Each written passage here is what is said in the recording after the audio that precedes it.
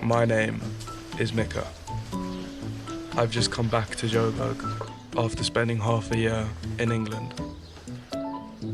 Mika isn't usually a morning person, but today is different.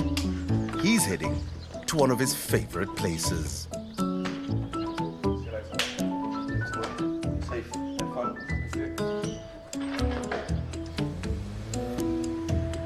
Hey! How's it? You good? Yeah, indeed. Okay, man, good to see you. So, ordinarily, I wouldn't drive, but Mika's only in grade 11, so he doesn't have a license. So today, I'm driving.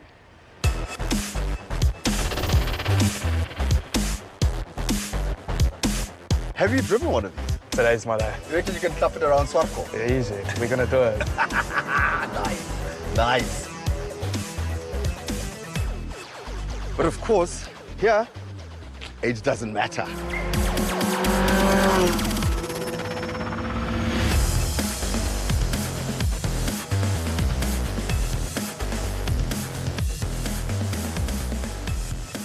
One thing you always know is there's always a percentage that you could die when you step into that car. But once you get in the car, you put the helmet on, you close the visor, you hear the engine start up, the revs build up, then there's just something about all of that that is so special.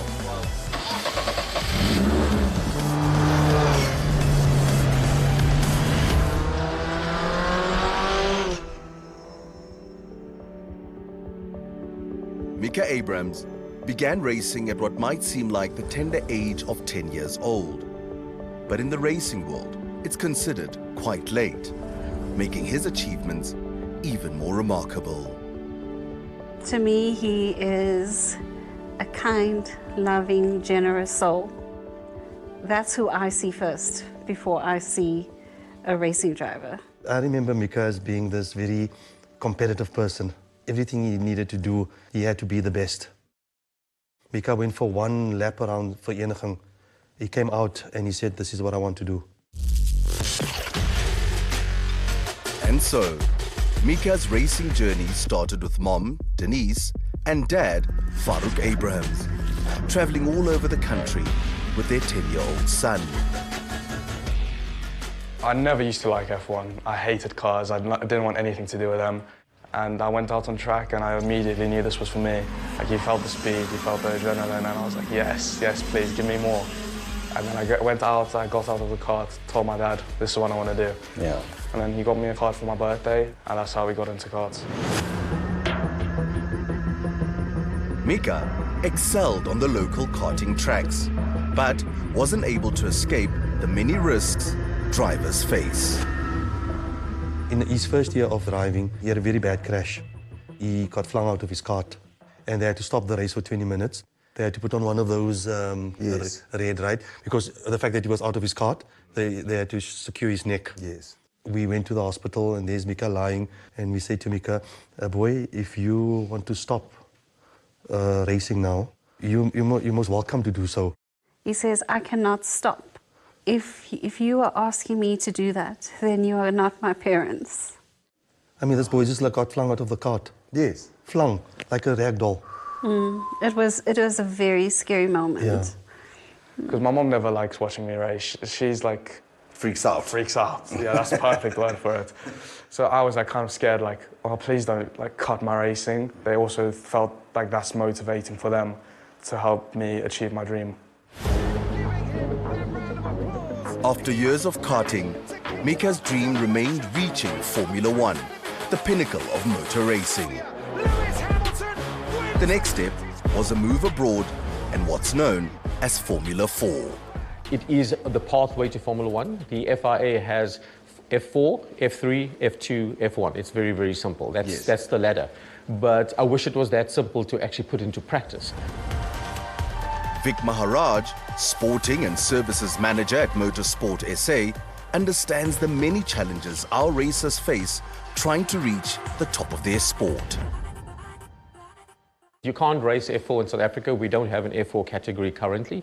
It's unaffordable in the South African landscape. So these drivers have to leave South Africa, You know, you have to win, you have to be competitive. The only way that kids can get from Formula 4 to Formula 1 is to try and get into a development program with an existing F1 team. Talent scouts are there every weekend looking, and they try to identify exceptional talent. Mika Abrahams wasn't 15 until a couple of months into this year, so joined us later on. I was really nervous. I was thinking, can he handle this car? It's so big. And I watched him drive, and it was like a duck to water. He won on his debut race. When you put that helmet on, is there a beast that gets unleashed? Hey? Is there a different Mika behind there? I never want to say that for myself, but if I did have to answer that question, yeah, definitely. Off track, you try to be nice, you try to be humble, but once you step in that car, you forget about all of that, and you have to be a completely different person. You have to become competitive, yeah, right? You need to, like, your ego just go through the roof of it in the car. They're making them wait, and away they go. Abrahams was on the damp part of the circuit yesterday, and once again he's been bettered off the start by Louis Sharp. Sharp leads. I don't watch the starts of Mika's races. I turn around. It's like a bit of fear, it's a bit of anxiety. You feel like you're going to throw up. You need to go to the bathroom all at the same time. Feels like the longest 20 minutes of your life. You don't know the other drivers. Yeah, get out of my son's way. Exactly. He wants to drive. Yeah. Some more, but fair play. Mika Abrahams, who wasn't as quick off the start as we thought, got up through the gears. Like, every time I win, I always have tears in my eyes. You know, my mum and dad, the amount of work they put in for me, and, you know, just being able to have such amazing parents. It's always a bit emotional when you get a podium and a win. You know, my dad, he's not a softie, that one, so he doesn't cry easily. But when I see tears in his eyes, I know I did him proud, and that feeling is unmatched. But just as things were falling into place for Mika, everything changed.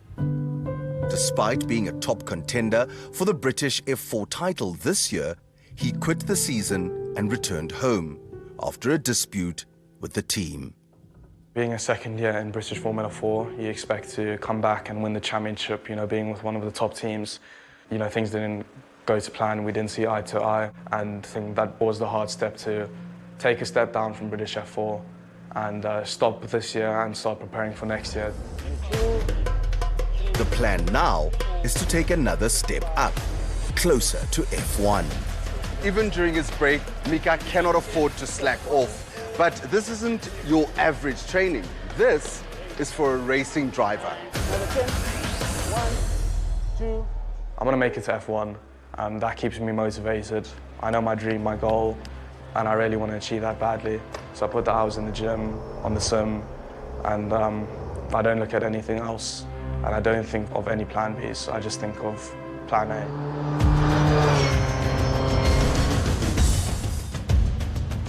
Mika did a few laps around 𝗀𝗵𝗀𝗀𝗀 Raceway in a single-seater to give us an idea of what goes into his preparation. There are thousands of drivers across the world with the chance of making it to Formula 1, and then you think to yourself, why am I that special one? But then you go out and you prove to yourself why you are, and you remember why you're doing this, who you're doing it for. It's not just for me. I want to help pave the way for South African motorsport. He is the first person of colour to receive his South African Protea colours in single-seater racing. He's the first African to get a double pole at Donington Park. And people don't even know this, right? That's the most upsetting thing about it, that nobody knows this. As a South African, it means just so much more, because we're people of colour, and that my son has changed history. But realistically speaking, we can only take Mika so far, and we would need support after that, because as he gets into F3 and F2, it becomes very, very expensive, and we won't be able to do it on our own. Racing's like my first love. I never want to give it up. Like, I still want to be 60 and driving cars around the track. I never want to end motorsport due to lack of funding.